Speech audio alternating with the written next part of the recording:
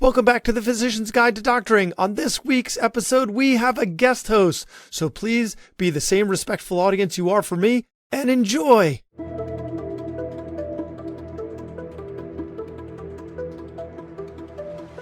This episode is brought to you by Heidi.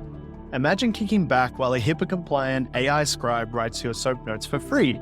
Yes, you heard us right, Heidi is free. I'm Dr. Tom, Heidi's CEO and founder, and we started Heidi to stop clinicians wasting their life on clinical documentation. Heidi transforms your consult babble into crisp, clear soap notes, personalizing itself with every edit. One day, Heidi will be your AI resident, looking through research, explaining plans, and doing anything you don't want to. If you currently pay for an AI scribe in your practice, you should swap to Heidi. We'll even credit you for anything you've already paid. Dive into the description for the link and make your practice the envy of every stethoscope in town. Sign up and watch Heidi work its magic, all for free, because you've got better things to do. In today's episode, Dr. David Graham is joining me to discuss how much is enough.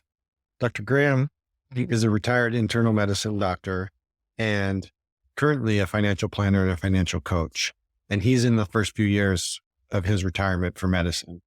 So he has a ton of great information to add, and I'm excited and hope you enjoy the episode as much as I did recording it. Hey, this is Brad Block, host of the Physician's Guide to Doctoring. This is a personal and professional development podcast for physicians where we have experts on the show that try to teach us everything we should have been learning while we were memorizing Krebs cycle. All right, good day, and thank you for joining us. This is Dr. Cobin Solberg. Joining us today is Dr. David Graham, a retired infectious disease doctor. David's been in the finance space since 2018, writes an incredible blog, FI Physician, has been doing planning and coaching with physicians now for over 6 years. And I don't know if David knows as much, but he was responsible for helping me get into this mess as well. I reached out to him many years ago just for understanding of how to get registered and be able to do financial planning. And you were wonderful at that time. So I'm glad that we've reconnected these many years later. So welcome. I apologize in advance, I guess, behind. Yeah, I appreciate that. We've talked offline a little bit the last couple months, and, a topic that we thought would be pretty germane for physicians was what is enough? And we can take that wherever you want to go, David. If you want to sort of talk about financial stuff and money, if you want to talk about work and how much time you're spending at work, I think your viewpoint, especially since you've retired and what that's looked like for you, would be valuable. So what's enough? Love it. And, in the frame of early retirement, it's very, very important to think about because there's the one more year syndrome, right? One more year, one more year, one more year. How much is enough? And then when you retire, it's almost not primarily a financial decision, ironically. What is enough prestige? What is enough operating room time and the fulfillment and joy and gratification you get from helping people as a physician? So I like to start thinking about enough from the opposite of, what is enough. Like oftentimes when you retire, you're faced with this scarcity, right? This lack because you're used to money coming in every month. You're used to money, hitting your bank account twice a week, and you almost don't know what to do with all that cash coming in as a physician. But once that money stops hitting your bank account, there really is this brush of scarcity and this almost fear you have of running out. Folks that invest in real estate, they, think the opposite of scarcity is abundance. And it really isn't. The opposite of scarcity is enough. And knowing what enough is, how much is enough. And personally for myself, am I enough? Is it okay to not be a physician anymore? And it's a tough decision that we all have to deal with when we retire, let alone retire early. Well, you went deep quick there, David. Well, thanks. It's interesting you say that because I have a really dear friend who she retired at 50 from anesthesia, and I reached out to her maybe 6 months ago just to start this process. And I'm right in the middle of all the things that you mentioned, the one more year syndrome, the am I enough? And she said that, the thing to really start planning for is who are you when you're not a physician? And she had a unique viewpoint as a female physician too, which was very interesting. But She's like, that goes away quick. That prestige and that importance in your own mind disappears overnight. She didn't struggle with it that much, but I can see where a lot of people would struggle with that. And, in your work with physicians, how much of these sorts of things are you bringing up when you're working with them and doing planning and coaching? Well, I mean, an exuberant amount of it, because honestly, I don't deal with people that haven't oversaved for retirement. So, by definition, the folks that I deal with are in the 98th, 99th percentile for money in retirement. And so when you're thinking, is that enough? That is something that they all have to deal with, let alone the loss of prestige, loss of status. So, my experience with that is, especially with proceduralists, if someone is really getting a lot of meaning and fulfillment and flow from being in the operating room, from being in actual clinical procedures, it's really difficult to find that outside of medicine, as opposed to us, intellectual specialists who, will be replaced by AI any minute anyway, right? So it doesn't really matter what we do. Yeah. As I've been thinking about this over the last week or so, what keeps coming up for me, I think it's really important that for each of us individually, we figure out what is enough, because what it seems like, if you don't answer that question for yourself, the easy answer that we default to is more, right? And that's more years at work. That's, early in your career, that can just be taking on more hours and more call and, more and more and more and more without ever trying to figure out what we're trying to actually accomplish. And then you get to this point where life has passed you by and you didn't even realize it. And so I think, especially as physicians, where all of us are very good at just putting our heads down and doing the work that needs to get done and seeing one more patient, doing one more OR case, it's very easy to just keep doing more unless you get off that treadmill. And that's hard to do. The answer to how much is enough is always just a little bit more. I mean, we know that from salary and, expectations of happiness. If your neighbor is making just a little bit more than you, then you're not going to be happy. It doesn't matter how much you make. It matters how much you're comparing yourself to makes, right? So fundamentally, some people have to realize that there is no number out there for them that will make them comfortable. For instance, I had a client a year or two ago who had made $10 million in real estate. And, he had a liquidity event. And my advice, of course, was to take a third of that and put it aside in something safer, say stocks or bonds, which was abhorrent to him because he was a real estate guy. But he couldn't do that. He's like, no, I can't just make 8% with this money. I need to make more, so he actually took a lot of risk that was unnecessary instead of taking, a diversified path where you put your eggs in different baskets. I've got my stocks and bonds, I've got my real estate, I've got my business over here. He could have very easily done a third with his assets and become very well diversified and frankly had enough at that point. But because he kept taking, 10 out of 10 risk with these investments, it's not enough. It's not a nest egg at that point. So some people, a number will never be enough for them, in which case they really don't understand that the opposite of scarcity is abundance. It's not more. It's enough. Yeah. It's interesting you say that, because there was a piece probably within the last month in the Wall Street Journal, and they looked at income from 25,000 to 250,000 and asked what would be enough. And across the spectrum, for every income, it was more, and it was about 2 times more, right? Didn't matter what you were making, that ratio kind of held. And it's interesting. Both of us, I was thinking, both of us know Jim Daly at White Coat, and one of his themes that runs throughout his writing since he's began is, once you have won the game, stop playing. Like, you don't need to play anymore. Like, once you have won, stop taking that risk. It's dumb. Well, I have a funny story about that very topic, because that's actually William Bernstein's quote. Once you have enough money, stop playing. Once you won the game, stop playing with the money. And I had him add, with the money that you need. So like William Bernstein, he's in his 70s and he just set up a 30-year tips ladder because he wanted to make sure that he had, enough. But that said, his asset allocation is probably less than 50-50, and he's very well overfunded. So even Bill Bernstein couldn't stop playing. He can't even play with the money he doesn't need at that point. So he had more than enough, but still he got a 30-year tips ladder at the age of 70. So that's not normal planning for most folk, and that's fine too. Once you have oversaved for retirement and your withdrawal rate is less than 1%, it doesn't matter at that point what your asset allocation is, right? No, it doesn't at all. So why do you think we struggle with that so much? Because, we talk about this as if it's benign, but it's actually not. It's when you really think of what it means is you've wasted all this time working and saving too much when you could have been doing other things. So it's not, and I think part of it is hard to know what the consequences of that behavior is, right? Like it's not a short feedback loop, right?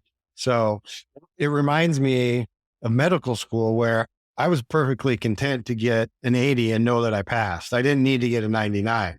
I felt like I studied too much and wasn't skiing enough. So why do we struggle with it so much? Boy, the anesthesiologist that gets an 80, I don't know if I want you passing gas on me, my friend. So, and I'm sure you had just a stellar clinical career, as a result of that, or, in despite of that. So another anecdote, another friend I have who continues working in his 70s, he's got a nice nest egg, and he knows that he says to himself, well, I can go and work a couple hours and that'll pay for this vacation. But, ultimately he's going to leave all this money to the library. So I tell him every time, you're not working for a vacation, you're working for the library. Every time you go in there and put yourself, at risk of some adverse clinical event, remember that this money doesn't affect you at all.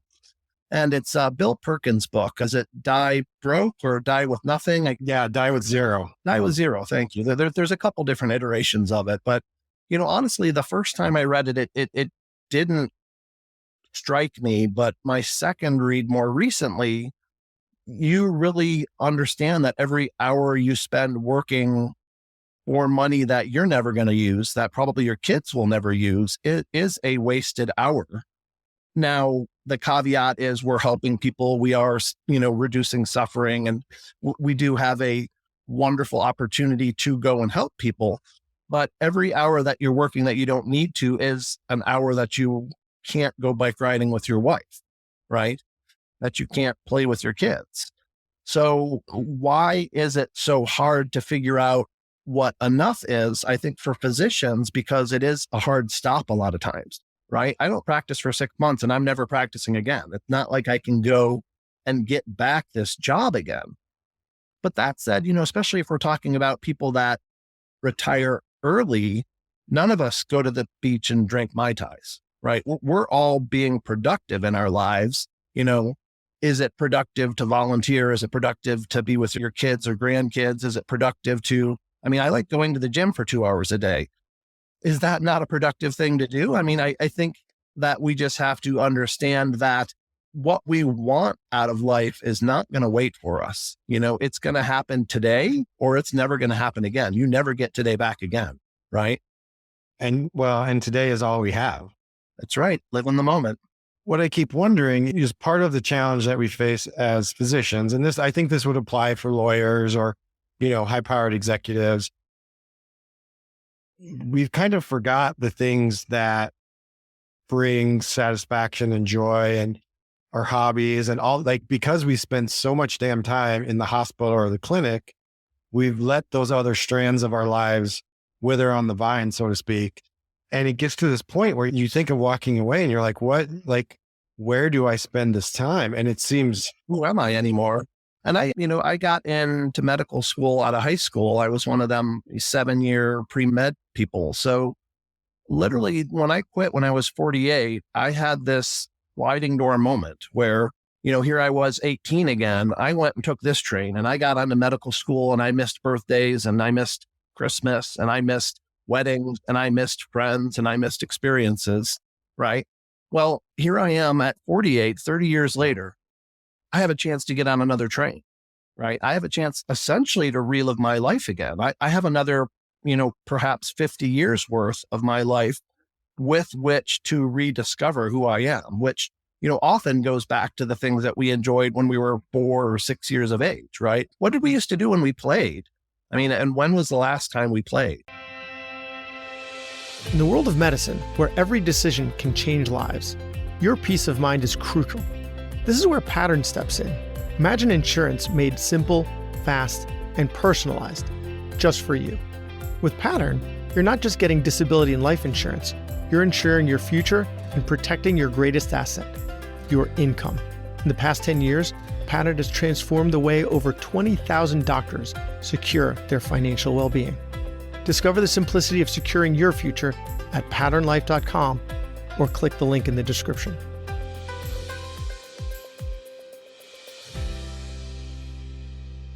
No, I mean, I love that. It really does bring a smile to my face. We've talked, I have a 2.5-year-old, and it's so wonderful just to watch him explore the world and skip around, and read books. And it's simple. It doesn't take a whole lot.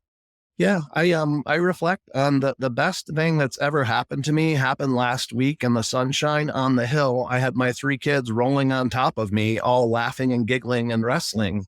And that's something that if I don't do that when they're 5 and 9, I'm not going to have the chance to do that with them. Yeah. I mean, what you're doing right now, putting in that time, like all they want from you right now is presence. And that's really powerful. So David, do you mind talking about like how, knowing that you're in the first couple of years of stepping away from medicine, can you talk about some of the things that have been surprising, some of the challenges you faced? And, and also I think it would be helpful for our listeners to hear, like, who do you turn to and where have you found support as you've navigated this? Because I think when we read a lot of the writing and the blogs and, it's just a snippet. And I think a lot of people skip over the really hard stuff and the hard parts and, and where, not just the identity piece, but where to find support in that community when all the people that you used to hang out with at work are still working and you're going to the gym. Yeah. So to kind of start with the general retirement advice, the idea is you have to find a way to replace in your retirement life everything that work was giving you, right? So work was giving you hours. It was giving you socialization. It was giving you lunch plans. It was giving you, dinners out with the drug reps. How exciting is that? So all of these things, 8 hours a day, something to do for lunch, people, right? Every single thing that work was giving you, you have to find a way to replace in retirement. And that is the full-time job of retirement. Okay. So it really does give you the ability to step back and work on your health. Because how many of us have become a little bit chubby and have lost a little bit around the edges while we're working 10, 12 hours a day? So, fundamentally, your first job is to take care of your health. And that is not only physical health, that's emotional health too. So medicine is such a shame-based culture, such a toxic culture that it takes a while. People actually, if they come into the hospital and see how we interact with each other, they're shocked that, wait, why do you talk to people that way? I don't know. That's how we were taught, right? That's how we've always done it. So it is such a toxic culture that honestly, most of us need some emotional let's just call it mindfulness to rehabilitate ourselves from being doctors. To be human again. Yeah. So, I mean, for me, I lost 60 pounds. You look great.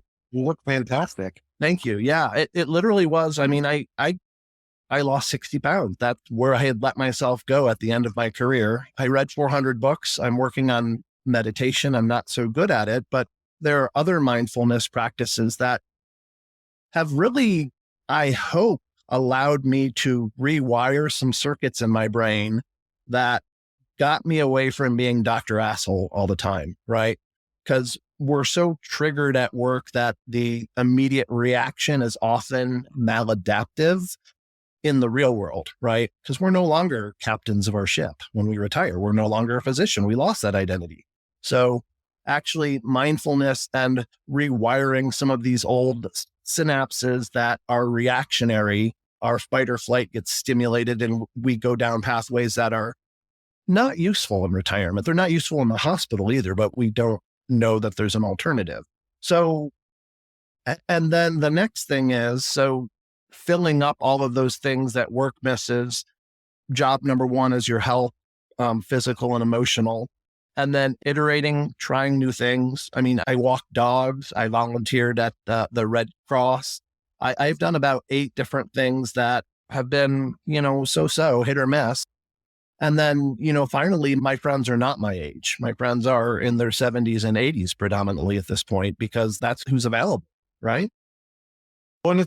So a couple of things. I mean, actually, that seems kind of neat. It's, like it's almost like they're mentoring you on how to do this, right? And I think, have you read David Brooks' The Second Mountain? I actually finished that about a month ago. Yeah. Right. And so, it's an interesting concept. And thinking about, the first phase of our life, which was very familiar for anyone who's a physician, right? Like all the accolades and success and the financial things, accomplishment, right? But then you move into the second phase of, I think he talks a lot about eulogy virtues, right? Kindness and compassion and caring for your community and volunteering and the things that actually make you a good human being.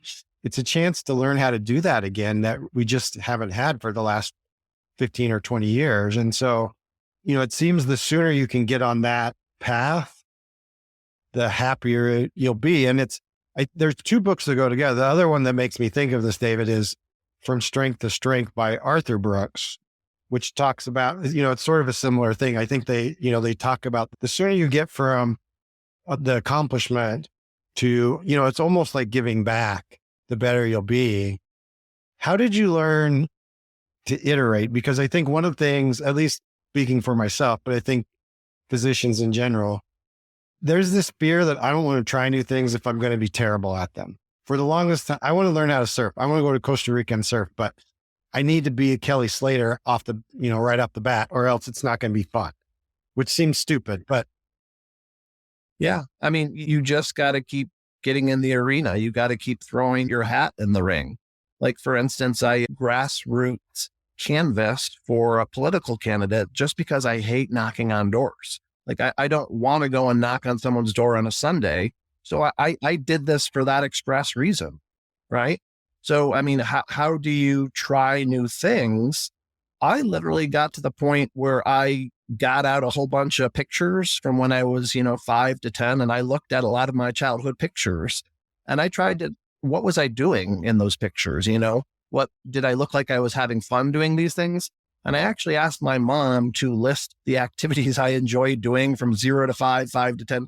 So I went whole hog on trying to rediscover the true inner sense of purpose, playful being, little Davy, so that I could try to bring him back. And listen, I'm swinging and missing a lot. I've tried a lot of things that I haven't wound up enjoying. But one thing I got, Cobin, I got time. I got a lot of time on my hands. Well, the thing that I love about your story is you do get the sense of that childhood playfulness, which I think is super fun. And your curiosity is really coming through, right? Like, I'm going to see if I like this. We're going to try it. We'll ask questions and we'll see. And, you can tell that there's not necessarily a predetermined outcome in your mind, and you're just going to go with it, which is, it's like that playfulness of childhood. I think that's great. Yeah. And then the skill of a child is that they are able to live in the moment, right? They are able to find what smells good, what looks good, what is interesting to them anywhere they are, right? Digging in the dirt, eating worms is a afternoon of pure joy and delight for kids, Why not? Yeah, it doesn't take much. How do you think you're doing right now? Or how are you on your journey to find your purpose? I'm failing, but I expect that it is a journey, right? It's not that I'm going to come across something and say, this is it. I have, reached the peak of the second mountain. I'm done. The truth is about that second mountain is that you never reach the top of it, right? You're always growing. This growth mindset has to follow you, and we will never reach our true purpose and meaning because it's always there inside of you. And it's not on the outside. You can't find it in this world. It's inside you already. Well, it's almost as if what you're doing is stripping away all those different layers, right? Like all those identities that we took on. The physician, someone who's financially well-to-do, and you're stripping all that away to really get at your core. Yeah. And I mean, I threw away 90% of the clothes I had. I threw away 90% of possessions I had. It is a process of revealing, of removing. The statue is inside the rock. You have to find it by removing, not by adding crap to it. Well, one thing that comes up for me, and I bet for a lot of our listeners as well, for much of our professional lives, we always knew what the next, let's say 3 to 5 years looked like, right? Like whether at whatever point you were in school, at whatever point you were in training, you kind of knew how that path looked. Can you speak a little bit, like what you're doing now is just, what I take away from it, David, is all you're doing is looking at the very next step, and you're not sure where it's going to take you, and you're not sure how it's going to turn out. But you seem pretty darn comfortable just taking that next step. But it seems like a big shift in mindset. Yeah. So, because you hear about the idea of retirement that I had 6 months or 2 years of activity planned, and I did all that. I blew through all of that. And now here I am at the other side of it, and I don't know what to do. So I honestly try not to plan too far ahead. And, I'll admit I'm an introvert, so I don't need to be out there among people a lot, but you figure it out. Like if I don't have a walk scheduled 3 times a week with a buddy, I get a little antsy, right? If I don't have a lunch scheduled or a coffee. So there are certain things that you do figure out along the way, but the path is made by walking, right? The path isn't there. It's made when you walk it. Yeah. But it's a little bit terrifying, but I think it's also wonderful. Well, this has been a great conversation. One thing I always like to ask guests, what's one of your favorite books you recommend and why?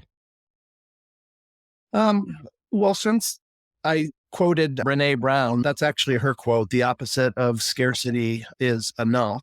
I'll go ahead and go with her Gifts of Imperfection, because I think there is a lot of hidden shame in physicians. If not, that's why we become a doctor in the first place, that it's a shaming culture. We're pimped. And it really does help to realize that we are not alone. So fundamentally, and I'm not sure if many people have figured this out yet, but this voice in our head that's constantly going, that's not who we are, right? That voice is not who we are. And it takes some time and mindfulness to actually separate yourself and actually hear the voice. And a lot of us beat the hell out of ourselves if we make a mistake. We're just so critical. We're so demeaning to ourselves. And if I could tell anything to physicians, is that it's okay. We're all like that. We all have these feelings. We all have this component of shame and this really vicious inner voice that if we can get some distance from and learn to appreciate, if not even laugh at, we can be a lot better adjusted and more emotionally intelligent. Well, I love that you finished just as deep as you started, because it is pretty powerful. And I would, I've had I think if anything's changed for me in the last couple of years, that's made the biggest difference. It's a consistent mindfulness practice. I finally, for whatever reason, found something that stuck. And I can tell when I sort of get off that track, and it's amazing what a difference it makes for something that seems so small and, Well, and there's real data for it too. So, if we're going to talk to people about sleeping well and eating well, we have to tell them about mindfulness. It is just as important as every other leg of the stool of wellness. Well, I love this. Well, I think we're going to have to talk again a little bit more and go into this whole realm because I think there's a lot that we could get into. So I appreciate your time today. Love it. Thank you. Thanks again from Heidi. Elevate your practice with a free AI scribe, zero cost, HIPAA compliant, and time saving. Ready to swap? We've got you covered for past AI scribe expenses. Head to HeidiHealth.com, get started, and make your practice the envy of every stethoscope in town. Thanks for listening. I have a favor to ask. You listened to the episode until the end, which means you either fell asleep or you really liked the episode. So please share it, or like it, or comment on a social media post, or write us a 5-star review. Something. It would really help me out. And maybe what you learned from this episode can help someone else too. The views expressed in this episode are those of the interviewer and interviewee and don't represent the views of their employer or even their significant other. Even though the magic of podcasting make it sound like I'm talking directly to you. This is not a doctor-patient relationship, and this is not medical advice or financial advice or really any advice. Thank us again for listening to The Physician's Guide to Doctoring.